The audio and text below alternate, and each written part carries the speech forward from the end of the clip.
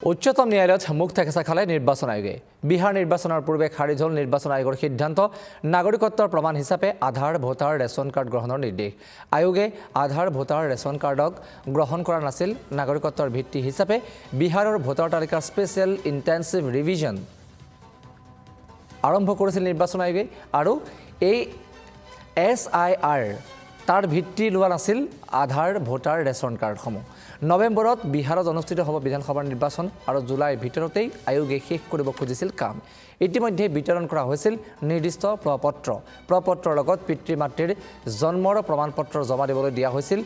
আধাৰ আৰু ৰেচন কাৰ্ডৰ দৰে নথি গ্ৰহণ নহ'ব বুলি কোৱা হৈছিল কিন্তু উচ্চতম ন্যায়ালয়ে খাৰিজ কৰিলে নিৰ্বাচন আয়োগৰ সিদ্ধান্ত ইমান কম সময়ৰ ভিতৰত আয়োগৰ সিদ্ধান্ত বলবৎ কেনেকৈ সম্ভৱ বুলিও প্ৰশ্ন উত্থাপন কৰে আদালতে